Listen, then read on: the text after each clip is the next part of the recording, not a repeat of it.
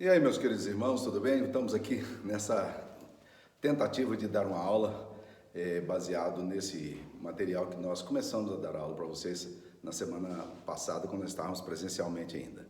Sejam bem-vindos, eu espero que vocês aproveitem bastante o texto, né?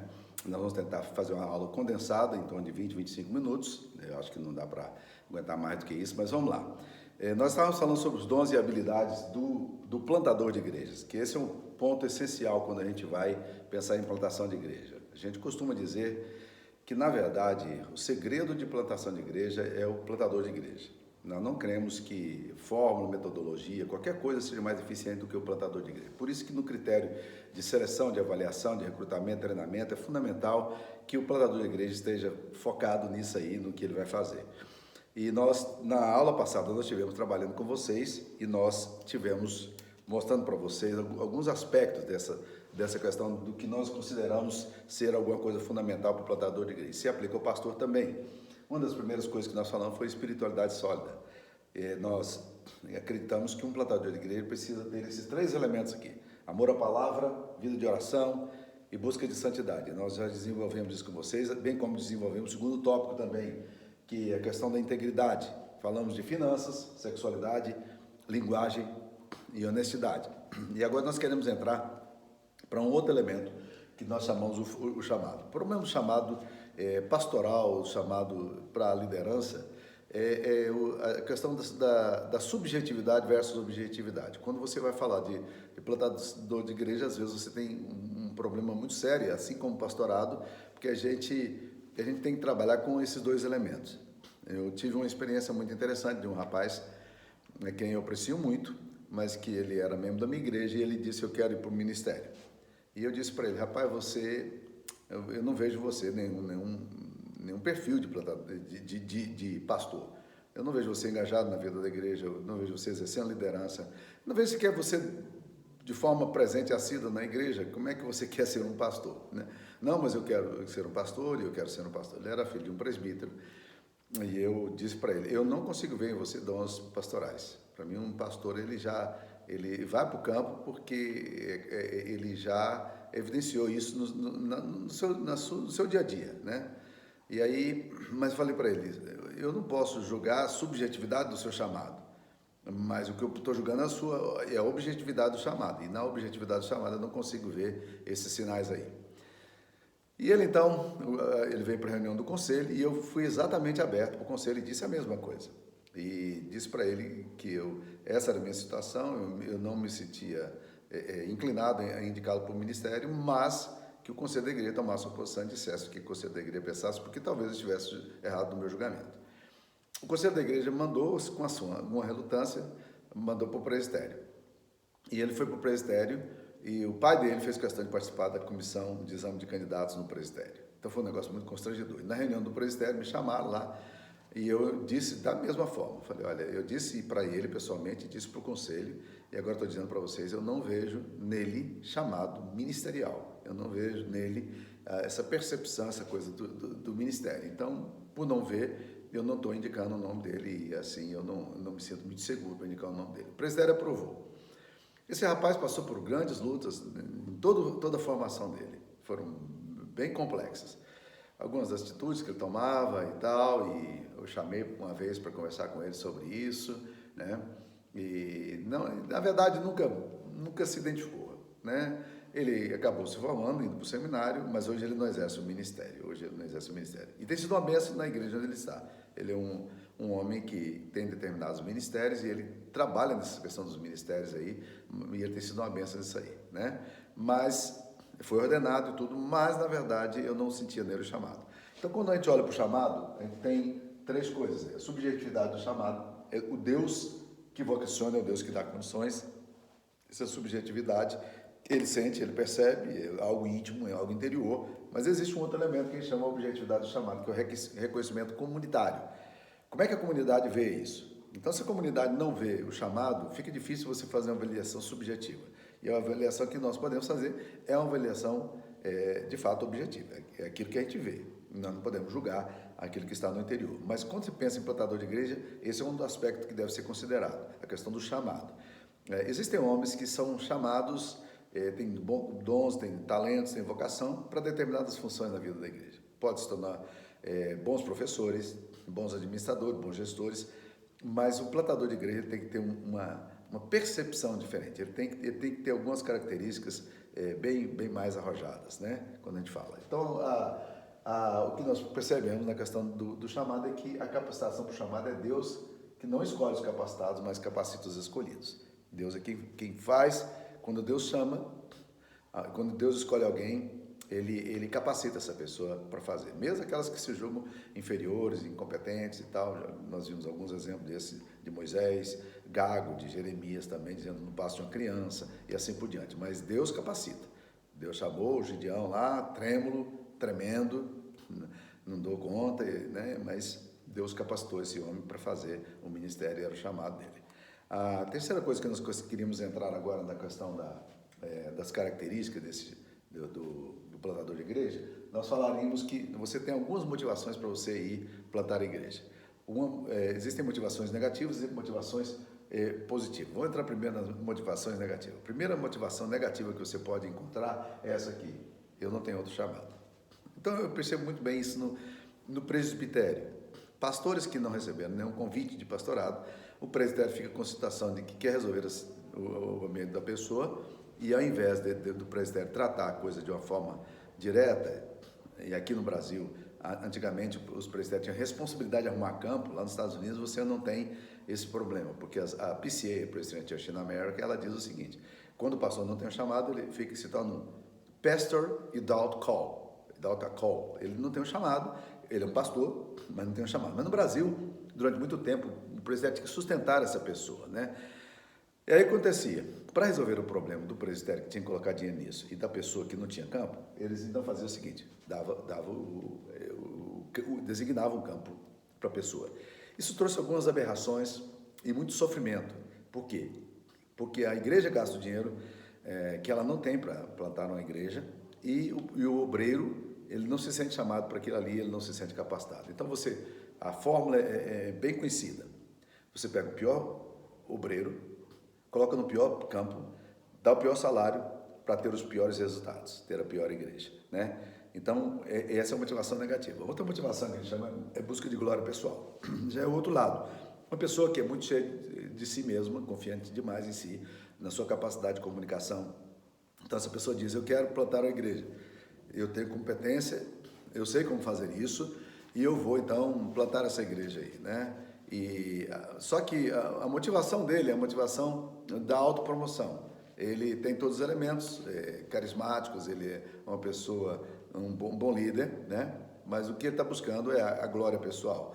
E ele sabe que ele pode obter isso com um pouco de carisma, ainda que não tenha caráter, ou ainda que não tenha um chamado, né? É possível que você, com uma capacidade de liderança, faça isso aí sem depender de Deus, o que é péssimo. Mas a gente conhece eventos na história como isso aqui. Uma terceira motivação negativa que a gente traça aqui é fuga de tensões ministeriais. Acontece muito, a pessoa não está indo bem no ministério, está sofrendo muito no campo, aí ele fala: cara, eu vou plantar uma igreja. Ou, eu vou plantar a igreja. Rapaz, você vai plantar a igreja? Eu vou plantar a igreja porque eu não tenho nada a fazer, né? Ou seja, ou então eu não aguento mais essa questão de conselho, essa questão de dia a dia da igreja e tal, eu quero uma igreja com uma proposta nova. Na verdade, ele está querendo fugir dos problemas, mas não vai fugir de problema. Plantação de igreja tem muito mais problema do que trabalhar numa igreja já estabelecida. Então, se você está indo para plantar uma igreja, acreditando que você vai plantar essa igreja e você vai fugir de problemas ministeriais, você está completamente equivocado. Você vai, na verdade, gastar sua energia em tolice, porque você não consegue fazer isso aí, não consegue fugir de problemas, né? Não existe esse Shangri-La, era o lugarzinho que Jonas queria. Jonas foi chamado para ir para Nínive, lugar de tensão. Ele falou: rapaz, Nínive não, mas vou para o sul de Tarsis, eu vou para Tarsis, que é o sul da Espanha, que até hoje são praias muito bonitas. Ele queria praia, ele queria um lugar que não existe, um Shangri-La. Nós todos vivemos buscando isso aí. Eu particularmente sou mestre nisso, porque eu adoro esses filmes de experiências remotas, de lugares onde você vai, que não tem... Eu adoro ir para esses filmes assim, onde eu me transporto para lá, né? Essa figura que está na cabeça da gente: eu quero uma casinha no campo, eu quero uma casa na beira do rio, né? Eu quero isso. Não existe lugar sem problema. Qualquer lugar para onde você for, você vai ter problema, e não vai fugir das tensões ministeriais, tá? Vamos para o último ponto, motivações negativas, é conveniência pessoal. Às vezes a conveniência é de salário, às vezes a conveniência é da família. A família quer ir para lá, a família quer aquele campo ali. E você, então, por conveniência pessoal, você resolve fazer isso aí.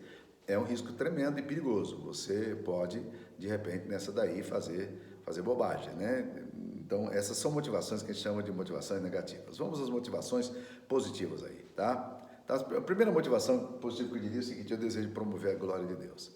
Se você quer plantar igreja, mas você está realmente sonhando com a possibilidade da glória de Deus ser exaltada, de pessoas, vidas serem alcançadas, de famílias serem restauradas, de você ter uma igreja que vai abençoar muitas gerações e que Deus vai ser glorificado nessa cidade, claro, você está indo para o caminho certo. Esse é o desejo da glória de Deus, você está preocupado com a glória de Deus. Então, tudo que fizermos, a gente tem que estar preocupado com a glória de Deus. Esse é um princípio da Bíblia, é um princípio da Igreja Reformada. Soli Deo Gloria. A glória é de Deus. É natural que a vaidade, o orgulho, a presunção, a justiça própria, muitas coisas a gente sem perceber faz para a glória da gente. Davi mandou fazer um recenseamento e não era proibido fazer recenseamento em Israel, o povo de Israel fazia recenseamento.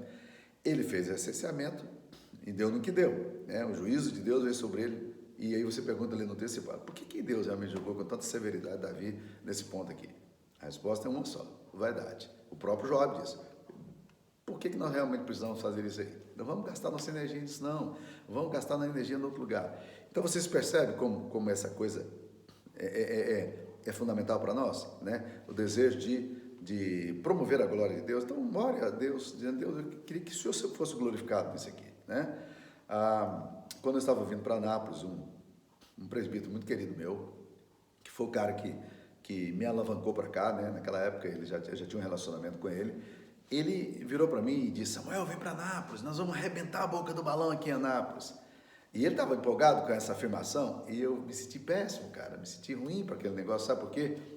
Eu lembrei de um texto lá do Antigo Testamento com Josué e Caleb, que quando eles tinham que enfrentar a terra prometida, os outros 10 espias desanimados, eles disseram: se o Senhor se agradar de nós vamos devorá-los como pão. Então, se Deus está nesse negócio aqui, cara, vai dar tudo certo. Mas se Deus não estiver presente também, vai ser uma tragédia, então não vale a pena. Então, considere isso aí: a glória de Deus tem que ser o foco do seu coração. Vamos lá, mais um motivo para motivações positivas. Busque por um ministério diferenciado. Alguns alunos, alguns pastores, eles se sentem desafiados a fazer alguma coisa com uma pegada diferente, de um jeito diferente, de uma forma diferente. Você não precisa sair da Igreja Presbiteriana do Brasil para fazer isso, tá? Eu lembro do Tim Keller, que ele falava muito dessa questão de ministérios alternativos, gente que tinha proposta para um determinado segmento social. O próprio Tim Keller colocou dinheiro no meu ministério lá, ele colocou $30 mil para a gente poder plantar a igreja de Salt River, que está lá em New Jersey. Então é o seguinte: quando ele olhou tudo isso aqui, né? O que acontece é que existem algumas pessoas que têm ministério diferenciado e elas precisam, às vezes elas têm uma pegada para a juventude, às vezes elas têm uma pegada para o ministério infantil, para alguma coisa social. Então, assim, se você tem essa pegada e você acredita que isso pode ser interligado à questão da plantação de igreja, você está fazendo a coisa certíssima, tá tudo jóia. Acho que você deve ir nessa direção. Eu acho que é um bom motivo para a gente poder procurar uma igreja. Terceira coisa é desejo de criar um ministério inovativo. Muitos plantadores de igreja acabam impactando muito outras igrejas exatamente por causa da criatividade. Pense, por exemplo, no efeito Tim Keller, mais uma vez citando o Tim Keller aqui, o efeito Tim Keller em Nova York. Em 1980, ele recebe uma situação de ministrar um grupo da Igreja Presbiteriana lá de Manhattan, um dos lugares com o PIB mais alto nos Estados Unidos, talvez o mais alto, né? Tudo muito caro. Ele era professor do seminário e ele aceitou o convite para dirigir esse grupo. O grupo foi crescendo, de repente tinha 80 pessoas reunidas na casa de um homem rico lá, que abriu a porta da casa para ministração. E aí, de repente, o ministério era dele, ele não queria ir, a esposa dele não sonhava em ir, mas de repente Deus mudou toda a história deles e eles hoje não apenas impactaram profundamente Nova York com seus ministérios, mas eles hoje são referência de ministério, da forma como você pode fazer ministério para uma cidade grande, né? Deus levantou o Tim Keller para poder fazer isso aí, e isso é fantástico, né? A quarta coisa, aproveitar as oportunidades da cidade. Às vezes você planta a igreja porque surge em determinados bairros, em determinadas situações. Eu fiz isso aqui no bairro de Jundiaí. O bairro de Jundiaí é o melhor bairro da cidade de Anápolis, e quando eu estava pastoreando aqui o centro, um determinado dia me veio aquela coisa no coração: quero plantar uma igreja nesse lugar aqui, tá? Rapaz, eu falei, cara, essa cidade aqui cresce para esse lugar, os prédios estão todos crescendo nesse lugar aqui, é esse lugar que eu quero plantar a igreja. E eu, mesmo sendo pastor da Igreja Presbiteriana Central de Anápolis, comecei o ministério ali para plantar essa igreja. Em 2 anos e meio, a igreja estava pronta para receber um pastor. Isso é bênção demais. Se você olha as oportunidades da cidade, você fala, cara, que lugar fantástico para plantar a igreja, que bairro promissor, que região maravilhosa. Eu quero aproveitar isso aqui, quero dar glórias a Deus nesse ministério meu aqui, né? Então, isso é maravilhoso também. Vamos a mais um ponto aí, né? Mais um ponto que eu queria considerar para vocês é de que o plantador de igreja, dentro das 11 habilidades do plantador de igreja, ele precisa ser um visionário. A frase que sempre vem para mim na questão de visão é aquela frase que Bill Hybels usa no Summit Leadership. Ele diz o seguinte: veja as coisas não como elas são, mas como elas podem ser. É isso que importa, né? Ou seja, quando o plantador de igreja olha o potencial de um campo, de uma região, e ele fala, rapaz, aqui nós podemos ter uma igreja sólida, uma igreja abençoadora dessa cidade, uma igreja que vai glorificar o nome do Senhor, sabe? E aí ele percebe a oportunidade que ninguém percebe. Por isso que eu falo que o fator X da plantação de igreja, o fator diferencial, é exatamente esse obreiro que tem essa percepção, esse tem um ângulo certo, e a ele Deus dê essa visão. E é incrível, como sempre Deus dá a visão para alguma pessoa. Deus não dá a visão em geral para um grupo inteiro. Normalmente as visões são dadas para algumas pessoas, e essas pessoas são as pessoas que Deus usa para a glória dele, tá? Então um pastor, um plantador de igreja, ele precisa visionar o campo. Aliás, tem um livro interessante, se você quiser ler sobre isso aí, um livro do Andy Stanley chamado Visionar. O título dele é Visionar, é um termo relativamente novo, mas vale a pena, se você quiser ler mais um pouquinho sobre isso aí. Ele fala sobre visionar e ele trabalha em cima de Neemias, como Neemias visionou a coisa, como ele percebeu a possibilidade e assim por diante, né? Então, os visionários não são sonhadores. Essa é uma diferença que eu sempre procuro fazer. O sonhador é aquele cara que fala, eu quero isso, quero, e ele vai olhando a coisa todo entusiasmado, mas ele não entende que existem processos, é necessário um sistema, é necessário um tempo, é necessário gestão. E o sonhador, ele vai no alvo muito alto dele e daqui a um pouco ele se sente muito frustrado. Aí ele recrudesce no seu plano e agora ele não quer fazer mais nada, ele desanima. O visionário, ele consegue não apenas ver o fim, né, que pode ser um alvo grande, mas ele também vê os processos, o que Deus está fazendo, né, e como as coisas podem ser feitas. E mesmo que ele não seja capaz de administrar e criar todo o processo para isso, ele traz para perto de si um gestor, uma pessoa que vai trabalhar com ele aí, né? Então é muito importante que a gente perceba isso aí no obreiro. A visão, a melhor definição que eu vi de visão é essa aqui. Visão é a antecipação do futuro. Alguém que olha as coisas lá na frente e é capaz de ver o que ninguém está vendo. Antecipa o futuro, né? O visionário é aquele que está um passo à frente da sua geração. Uma pessoa que vê além daquilo que todo mundo está vendo. Isso é o visionário, né? E por isso que grandes obras acontecem com a ação visionária.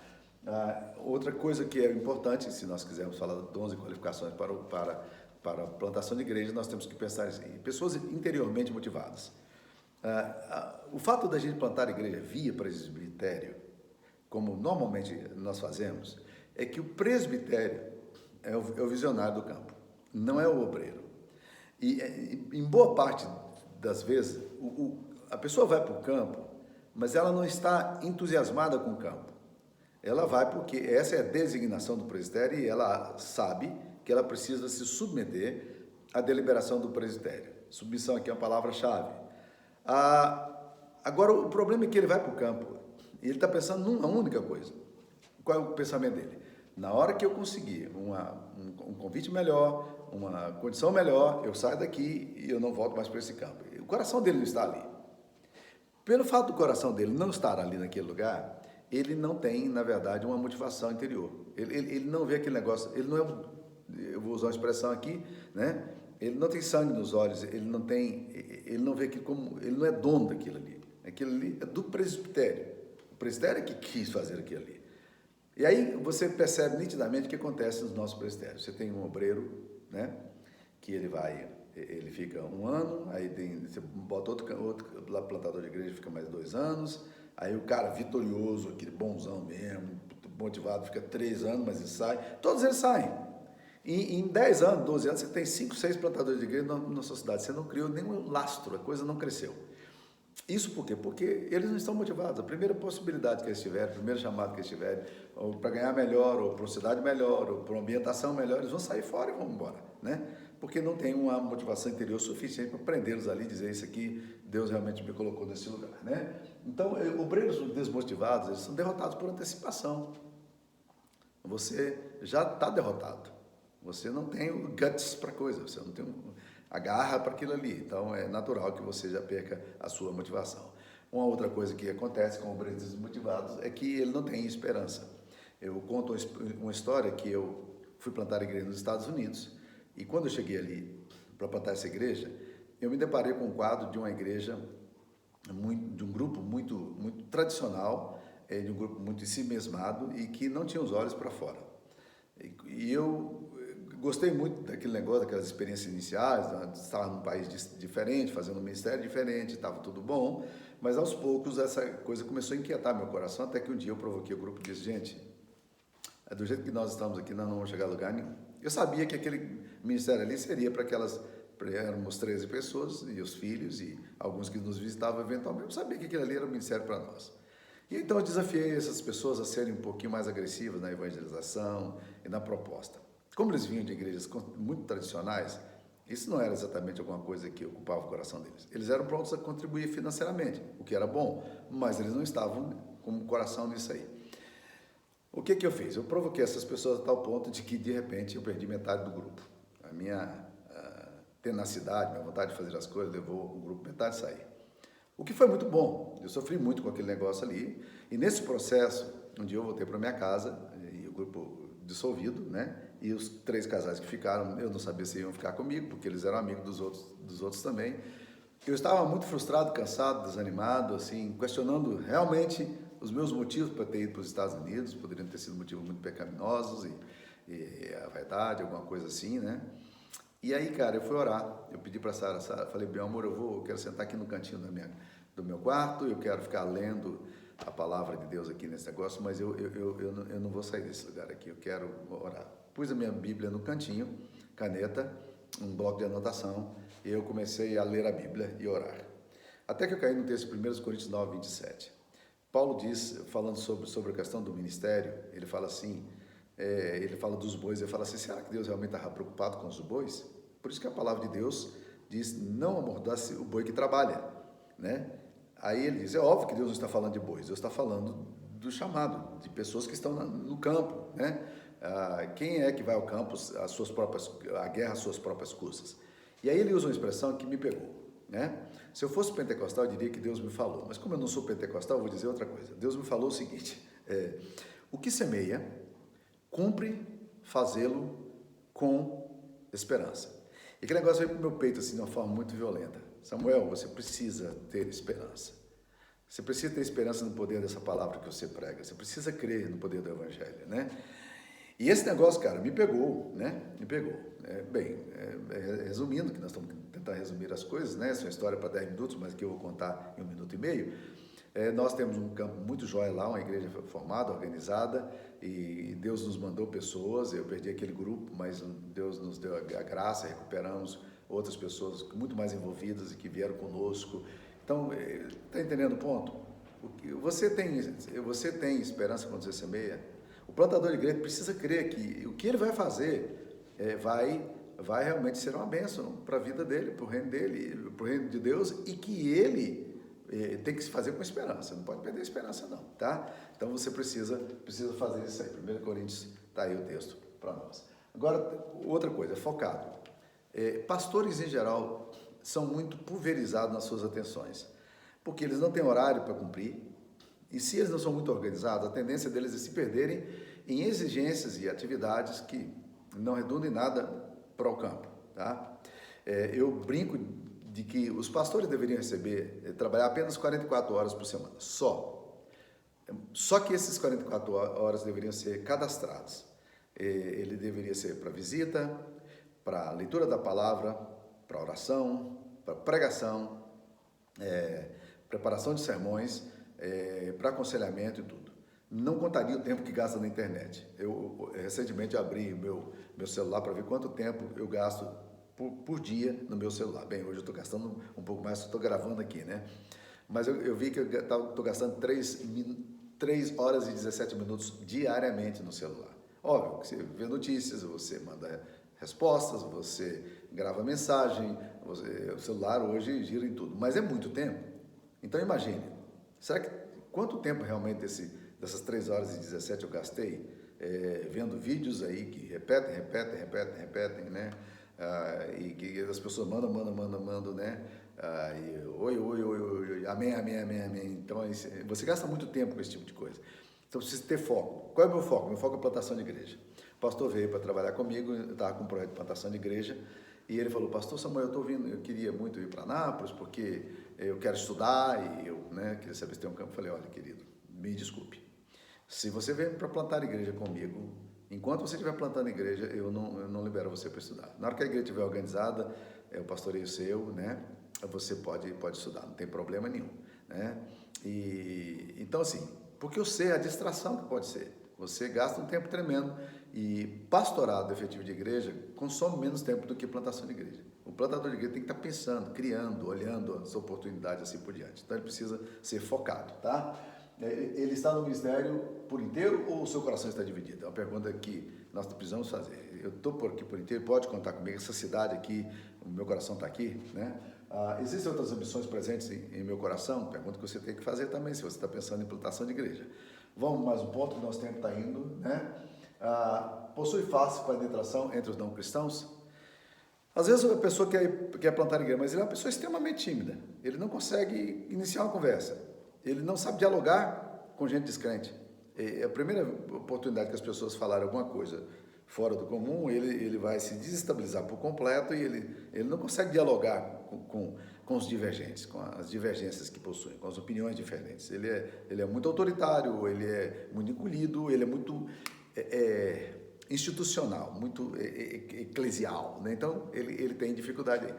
Então, o plantador de igreja precisa aprender a dialogar, aprender a entrar nas escolas onde o filho estuda, dar aula, se envolver, tá? Ele precisa participar dessas coisas todas para ele poder dialogar com as pessoas diferentes, senão ele não vai conseguir plantar a igreja. Ele precisa aprender a penetrar no meio dos grupos. Ele é capaz de dialogar com um não crente?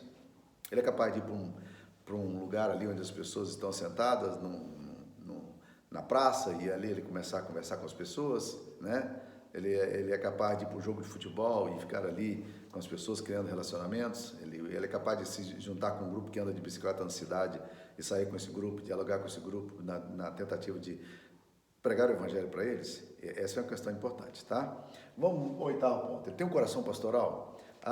Voltando aqui ao coração pastoral, eu diria o seguinte, que algumas pessoas falam assim, não, eu quero plantar a igreja, eu quero ser missionário, porque esse negócio de ser pastor para mim não é o ponto. E eu digo para eles o seguinte, olha, um pastor pode não ser um missionário, que é uma lástima, mas pode, um pastor, ele administra bem a estrutura da igreja, ele é uma pessoa que prega direitinho, ele não tem coração missionário, não ama missão, mas ele pode ser pastor. Lamentavelmente, a boa parte dos nossos pastores são assim. Agora, não tem jeito de você fazer o contrário. Não tem jeito de você dizer, eu sou missionário, não sou pastor. Por quê? Porque missão é pastoreio. Não tem como missão é pastoreio. Você precisa pastorear, então isso é muito importante, tá? Então, se você pensa nos dons e habilidades, é muito importante considerar isso aí, tá? Missão é pastoreio, tá? Vamos lá, mais um ponto aqui, nós tínhamos falado de coração pastoral, vamos lá, versatilidade. Se você está falando de plantação de igreja, o pastor de uma igreja já estabelecida, ele não precisa ser um cara versátil, não. Tem gente que faz outros trabalhos para ele. Aqui na minha igreja tem uma equipe, gente que trabalha em diversas áreas. Mas se você é plantador de igreja, cara, você precisa ser versátil. Evangelismo. Você é capaz de compartilhar o Evangelho? Pergunte a você mesmo, quantas pessoas você ganhou para Jesus no último ano? Pergunte, né? Não custa perguntar. Outra coisa, pregação. Ministra com profundidade a palavra. Sabe o que atrai muito hoje o pastoreio? É a pregação da palavra, a pregação sólida da palavra. As pessoas se aproximam da igreja. Uma das coisas que leva as pessoas a se aproximar da igreja é a identificação que elas têm com o púlpito. Então, um púlpito fraco, em geral, ele não atrai as pessoas. Nem no crescimento da igreja, nem na plantação da igreja, tá? Então, se ele é um mau pregador, muito provavelmente, tendo uma estrutura já mais simples, se ele não tem uma pegada pastoral boa, se ele não tem uma boa palavra de púlpito, muito provavelmente ele não vai atrair pessoas para o pastoreio dele, para a plantação de igreja. Terceira coisa, liderança, habilidade de liderar as pessoas, porque ele vai ser o líder de tudo, ele vai ter que delegar. Ele precisa encontrar pessoas cháveis. Então, se ele não é uma pessoa que tem essa habilidade para liderar, certamente ele vai ter muito problema no pastoreio. Ele pode até avançar um pouco, né? Na base da performance, mas daqui um pouco ele está cansado e ele não consegue. Outra coisa, inovação, criatividade. Ele sabe assumir riscos, porque o plantador de igreja ele tem possibilidade de assumir riscos e perder, porque se você assume riscos implicam em perda também, a possibilidade de perda, tá? Outra característica, poder de atração. Recruta e conquista a lealdade de pessoas ao seu ministério. Seu poder de atração, esse magnetismo que ele exerce, né? É o carisma. A gente sempre fala que carisma sem caráter não é uma coisa boa, mas sem carisma, para atrair as pessoas e para atrair essas pessoas a você como líder, como plantador de igreja, certamente o trabalho não vai florescer, tá? Vamos mais um ponto aqui, né? Estrutura familiar sólida. Eu queria falar um pouquinho mais sobre esse assunto aí, mas eu quero terminar aqui falando de uma coisa que eu acho que é mais importante para nós, porque o nosso tempo foi embora, tá? Vamos lá, vamos passando aqui, qualidades pessoais, papapá, integridade, vamos um pouquinho mais, qualidades pessoais e tal, vamos lá. Eu queria entrar nisso aqui, no último ponto aqui, uma avaliação deve ser a mais completa.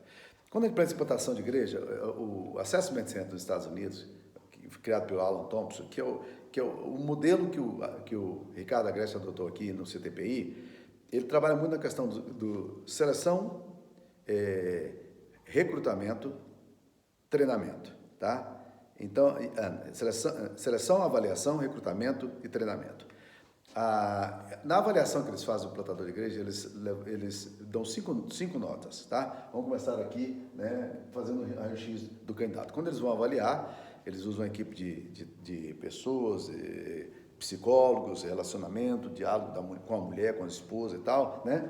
E ele, então, primeira coisa que ele faz, o candidato deve avaliar-se a si mesmo. E a segunda coisa que ele faz é que o pastor deve avaliar o candidato e que as outras pessoas também devem avaliar o candidato. Um colega e um discípulo também avaliar o candidato.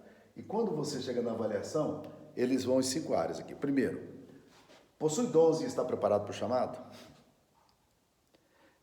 Quando você avalia, você às vezes descobre que esse cara, rapaz, ele está preparado para ir para o campo. Ele possui dons e ele está preparado para o chamado. Você pode colocar esse cara que ele está no ponto de bala.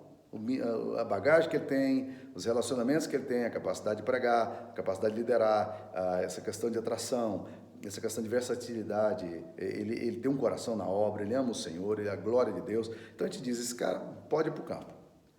Toda avaliação humana é passiva de erro, mas em geral é muito interessante essa avaliação. A segunda avaliação ele é adequado, mas deve ler um pouco mais sobre o assunto. Às vezes você encontra pessoas adequadas, mas eles precisavam de um pouco mais de profundidade, de conhecimento do que a plantação de igreja antes de ir para o campo.